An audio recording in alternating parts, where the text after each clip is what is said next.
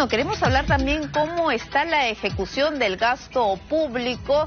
Por eso tenemos ya en nuestros estudios al ex ministro Milton Monjes. Él ha sido ministro de Agricultura, también de Vivienda, y también hoy es director consultor de Vidensa Consultores. Gracias, Milton, por estar con nosotros. No, encantadísimo, Pilar. Y lo comentábamos, ¿no?, hace algunos momentos con el general Jordán, uno de nuestros invitados, sobre la deficiencia que hay, la falta de liderazgo y lamentablemente en un sector como el Mininter, donde pues se necesitan recursos de rápida ejecución en medio de esta crisis de inseguridad y delincuencia en la que vivimos. Sí, mira, lamentablemente lo que está pasando con la inversión pública en el país es de terror, es gravísimo. Estamos gastando muchísima plata cada año, más o menos 50.000 millones de soles, alrededor del 5% del Producto Bruto Interno, pero los resultados que estamos teniendo son realmente lamentables. No tenemos esa mirada de futuro, no estamos cerrando brechas, por ejemplo. Gastamos mucha plata al año en hospitales y centros de salud, pero la salud no mejora. Gastamos mucha plata en sistemas de agua y saneamiento, pero la gente no tiene más agua en su casa ni más caños. Gastamos mucha plata en el Ministerio del Interior, pero no tenemos más seguridad. Y así por el estilo. Hemos llegado a un momento en el que realmente tenemos una crisis tan grande, que se requiere prácticamente hacer un borrón y cuenta nueva y empezar de nuevo, porque todo está colapsado. En el caso del Ministerio del Interior, por ejemplo, lo que leía, y eso también provoca indignación y también sorpresa, ¿no?, porque estamos viviendo una crisis absoluta, asaltos, asesinatos, sicariato, extorsiones, etc. Y vemos que lamentablemente como el 80% de su presupuesto no ha sido ejecutado. No, sí han ejecutado el 80% de su presupuesto, pero por otro lado hay proyectos paralizados equivalentes al 80% de su presupuesto también. Entonces, ahí te das cuenta de lo mal que estamos y que tienen 800 días, más de 800 días de retraso en los proyectos que han empezado, y los sobrecostos son alrededor entre el 15 y el 20% del expediente técnico. Entonces, estamos teniendo una serísima crisis en todo lo que es ejecución de inversión pública. Mira, estamos acostumbrados que en el país generalmente le pongamos una estrellita en la frente al ministro o al gobernador o al alcalde que gastó toda su plata. Que ejecuta más, ¿no? El que ejecuta más. Y todo el mundo lo aplaude y salen felices, sí, yo he sido el que más ha gastado. Pero imagínate, para que entienda el televidente, si yo llego a mi casa el 1 de marzo y digo, chicos, a mi esposa también le digo, ¿saben qué? Me gasté el 100% de mi sueldo y todavía no hemos pagado ninguna cuenta. ¿Me celebrarían? Claramente no. Entonces, gastar más no significa gastar mejor. Un gasto eficiente. No necesariamente es un gasto eficiente. Así es. Por ejemplo, nosotros en Vidensa lo que hicimos fue calcular distintas dimensiones, no solamente si gastaste más, sino si has gastado de manera como tú lo planeaste. Cuando empieza el año, los sectores dicen, yo voy a ejecutar estos 25 proyectos. Pero a fin de año tú quieres ver si efectivamente se ejecutaron esos 25 proyectos o te entraron otros proyectos por la ventana y los que tenías prioritarios los sacaste. También quieres ver si tu cartera de proyectos avanzó según el expediente técnico y se ciñe al costo del expediente técnico o se incrementó fuertemente o hay sobrecostos. Los famosos sobrecostos. Y también quiero ver si es que efectivamente cuando tú empezaste a ejecutar el proyecto y dijiste que en 30 días lo ibas a terminar, quiero ver cuántos días más te demoraste. Y cuando haces todo eso, encuentras... Es un fracaso. Este es un fracaso total. Y por eso la gente se queja de que por más que uno gasta mucha plata en inversión pública, la población, el ciudadano a pie, no siente que mejora su calidad de vida, sobre todo en estos últimos 5 años que ha habido tal desorden en el manejo de la plata pública. Hablabas de retraso, por ejemplo, dabas el ejemplo del Mininter. de los 891 días, ¿no? En total, y eso creo que es el trabajo también que han estado haciendo desde Evidencia Consultores, ¿cuántos son los ministerios que además reúnen la mayor cantidad del presupuesto público? Sí, son 9 ministerios, reúnen más del 80% del total de la inversión pública. Los otros son varios ministerios, el resto representan muy poquito. Y sobre la base de eso hemos hecho un trabajo grande. ¿Quién es el más lento? ¿Quién camina a paso de tortuga? Bueno, el Mininter justamente, es el que camina más lento en ejecución. Pero, por ejemplo, si quieres ver en qué sector se demoran más los proyectos, es en el Ministerio de Salud. Son más de 1.300 días. O sea, son casi 4 años en exceso de lo que debía haber terminado en 1 año o en 2 años máximo, de acuerdo al expediente técnico. Y es increíble, porque eso es el sector uno de los sectores más sensibles, ¿no? Así es. Donde la población pues está esperando cuánto tiempo pues que se levante una posta médica, que es algo lo más cercano, un centro médico de atención. Así es, y por eso tenemos la cantidad de proyectos abandonados. ¿Y por qué se abandona un proyecto? Mira, por múltiples cosas. Lo más común es que se hacen expedientes técnicos de ejecución de obra muy mal hechos por varias razones, porque el sistema de inversión pública ya no evalúa las ideas de los proyectos. Antes, yo, digamos,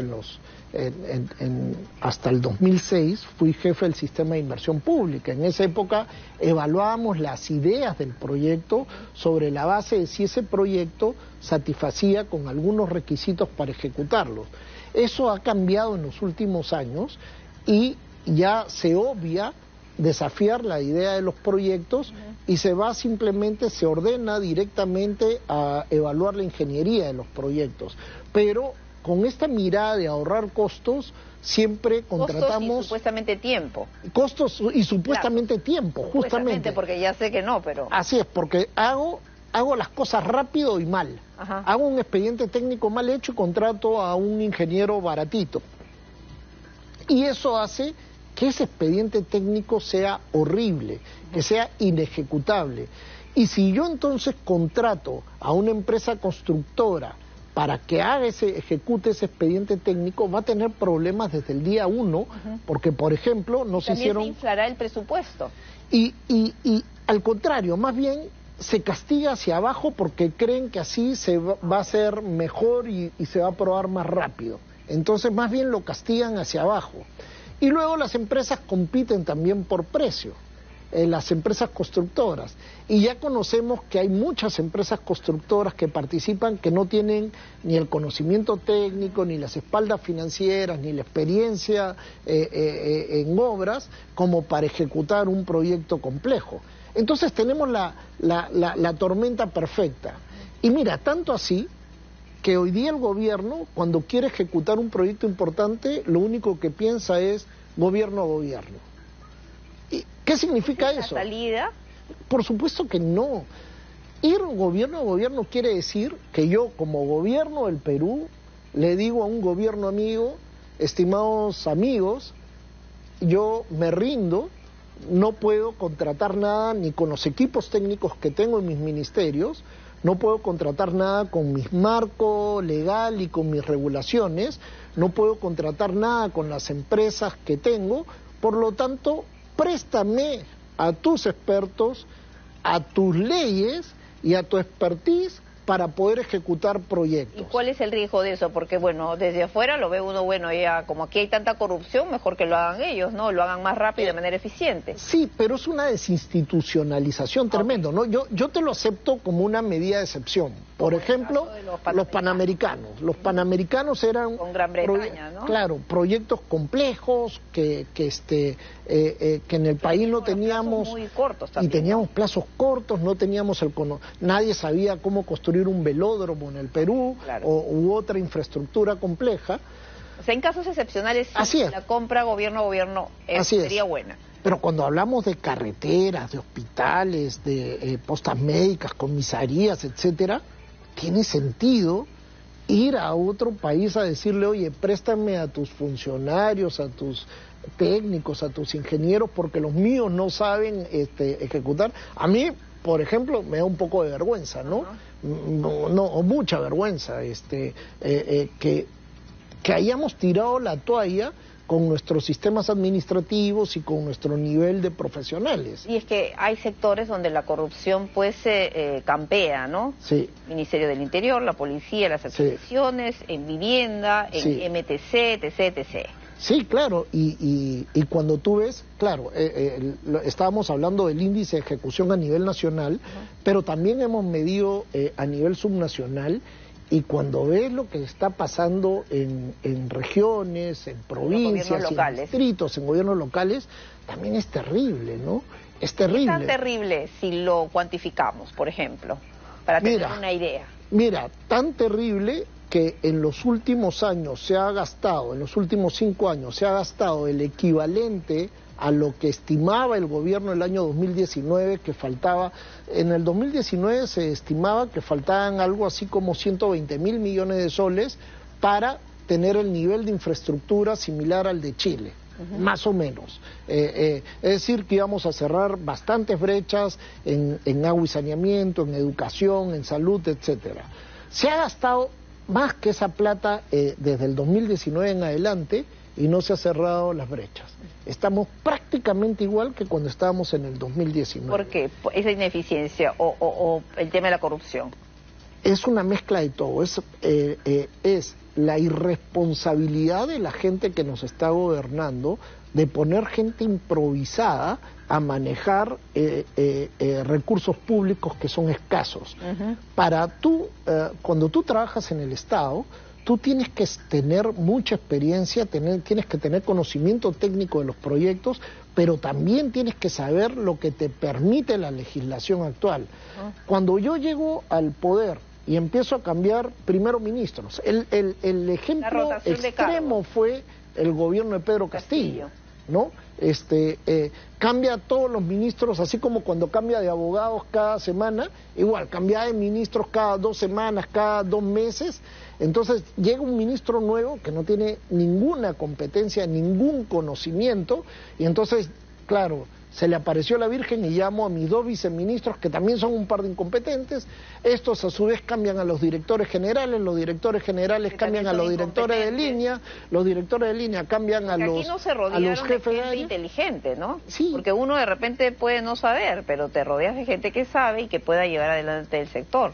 Y entonces, por ese apetito de capturar el poder, sacaron a todos los funcionarios que quedaban, que tenían algún conocimiento o alguna experiencia. ¿Se mantiene hasta ahora? Yo creo que en gran medida, ¿no? Cuando uno hace una vuelta por los funcionarios públicos tradicionales, la mayoría ya se fue del Estado, sea por estas razzias políticas, o sea también porque en un momento Contraloría, que ha crecido enormemente, cuando uno ve, yo no sé cuántas veces ha crecido en estos últimos años, llegan y empiezan a empapelar a todos los funcionarios. ¿Para bien o para mal ha crecido? Yo creo que para mal, porque ni ha mejorado la ejecución. Vemos todas las cifras, no han mejorado el número de obras paralizadas, al contrario, empeora, acá los sobrecostos de los proyectos se incrementan. O sea, es un desastre. Entonces creemos que con más controles vamos a mejorar la eficiencia en la ejecución, y eso no es así. En todo el mundo ya se ha demostrado que no es así. Por eso los contratos colaborativos, donde las partes técnicas se reúnen y solucionan problemas, son la forma en la que se ejecuta en los países más desarrollados. Acá todo lo penalizamos, todo, y cuando llegaba Contraloría, después llegaba Fiscalía, y hasta el chico que sacaba las fotocopias le abrían proceso. Entonces ha habido un desgaste de la función pública, de los funcionarios públicos bien grande, y le hemos dejado el manejo de recursos públicos escasos a una masa de gente que lamentablemente muchas veces no tiene esas competencias mínimas. Y te preguntaba eso porque recuerdo lo que insistentemente reiteran el Premier y la presidenta Dina Boluarte, ¿no? Que en este gobierno, bueno, marcando una gran distancia, y es efectivo con su antecesor, con Pedro Castillo, pero señalan que es uno de los mejores gobiernos en ejecución de gasto. Mira, ¿qué crearon? La Agencia Nacional de Inversiones, la ANIN, ¿no? Como que iba a solucionar los problemas. La entidad engreída del Consejo de Ministros. Así es, de hecho le quitaron esa función pública al Ministerio de Economía, que se suponía que iba a hacer, y la pasaron a PCM, que no tiene ninguna experiencia en ejecución de proyectos. Han contratado un montón de gente y hoy día es la unidad ejecutora que más, que está en la parte final de la cola. No es la última, pero está abajo en la ejecución de gasto. Si miras los recursos de reconstrucción y de prevención, de prevención que tenía el año pasado todas las unidades ejecutoras, fue la que tuvo menor ejecución. La PCM, reconstrucción con cambios, ahora ANIN. Y también han anunciado en la PCM que van a hacer una agencia que va a hacer los estudios de los estudios de preinversión, de factibilidad y los expedientes técnicos, que ahí van a ayudar. ¿Quién ahí sabe hacer expedientes técnicos? ¿Qué intereses habrá? Porque ahora uno tiene que pensar mal para adivinar. Eso lo saben o en el MEF o en las unidades ejecutoras, no en la PCM. Entonces, eso es parte del desorden grande que hay. Se han perdido los conceptos básicos de la gestión de inversiones, y la verdad es que yo creo que el ministro Arista debe estar muy preocupado por eso. Dicho sea de paso, el ministro Arista sabe bastante de inversión pública. Es un enorme reto, ¿no? Y también está formado académicamente con gente que ha sido top, como Fontaine, Harvard, qué sé yo, y seguramente esta deberá ser una de sus prioridades, porque lo que estamos haciendo es meter mucha gasolina en un embudo lleno de huecos y no está llegando el carro esa gasolina. Y eso es lo que va a generar...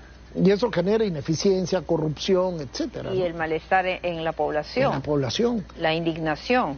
La indignación, porque cuando nosotros viajamos mucho por el interior del país, y cuando ves que un hospital está 5 años abandonado al 80%, y la gente ve que es una burla, porque les prometieron que acá iban a solucionar el problema de la salud, pero ahí está el edificio totalmente abandonado. Cuando uno ve los noticieros todas las mañanas, esta mañana veía un colegio no sé dónde, que está también al 85% abandonado hace 5 años, nadie lo termina, no les importa, ya me gasté la plata, entonces ya no me interesa terminar. Una obra recientemente inaugurada llena de grietas. Así es. Ha ocurrido en el norte, ¿no? Y cosas que siguen pasando. Por ejemplo, yo no entiendo cómo todavía están haciendo obras de prevención en los cauces de los ríos. La semana pasada vi cuando ya estamos en pleno periodo de lluvia. Así es, una maquinaria, unos obreros haciendo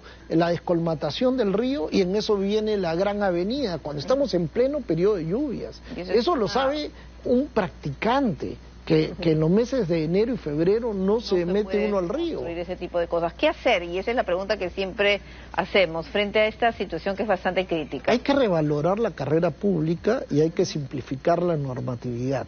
Y cuando digo la carrera pública, cuando tú ves un país desarrollado, los egresados de la universidad postulan a los ministerios y solamente los mejores entran y empieza a haber una carrera pública meritocrática, como lo hace el Banco Central de Reserva. El Banco Central de Reserva es la institución que es sólida, no solamente por su autonomía constitucional, sino porque maneja. O sea, yo si quiero ir a trabajar al Banco Central, no es posible, porque yo debía haber entrado cuando era joven, y es un filtro que no todos los que entran al ejército son generales, solamente algunos llegan a ser generales, y van subiendo los mejores en función a mérito. Eso es lo que pasa en cualquier país civilizado del mundo. Acá no, acá uno entra al gobierno y quiere contratar al sobrino, al tío, al amigo que está sin chamba, oye, dale una chambita. Los congresistas empiezan a pasearse, porque además lo he sufrido, a pasearse, todos los días te pide un congresista reunión y vienen con sus paquetes de currículums bajo el brazo para buscarle chambita a sus allegados, ¿no? A los que votaron por ellos, a los que no tienen trabajo, eso etcétera. No debe darse, definitivamente. Y lamentablemente el sector público ha sido muy pernicioso con esa mala práctica, ¿no? Y recuerdo lo que dijo el saliente ministro de Economía, justo que fueron las últimas declaraciones que dio a la serie de Palacio de Gobierno, que se iba contento, ¿no? Se iba contento, y seguramente has escuchado la entrevista, y en una parte dijo, ¿no? Este mes hemos tenido un récord en inversión pública, pero claro, un récord en inversión pública, pero una mala inversión pública. Claro, es como con ese ejemplo que te decía, ¿no?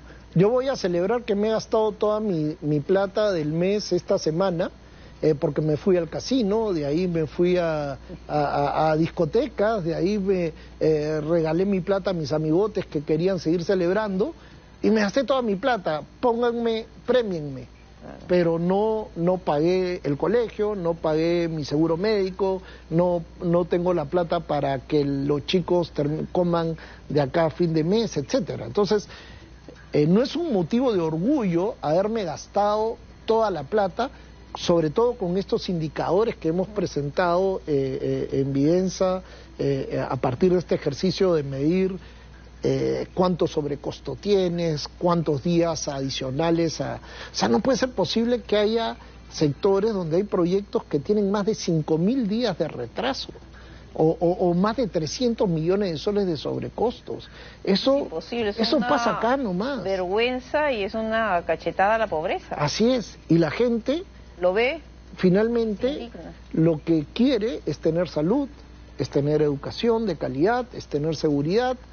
Y no solamente me importa que se gaste la plata. ¿De qué me sirve que gaste la plata si mi vida no mejora absolutamente nada porque esos servicios no me llegan? Gracias, Milton, por haber estado con nosotros aquí en Estación Central. Muy interesante. Interesante entonces todo este informe, y ojalá que sea tomado en cuenta, y no solamente tomado en cuenta, sino tomarse las medidas correctivas, que es lo fundamental. Muchísimas gracias. Estábamos conversando entonces con Milton Monjes, exministro y también director de Vidensa Consultores. Nos vamos a una pausa. Volvemos con más.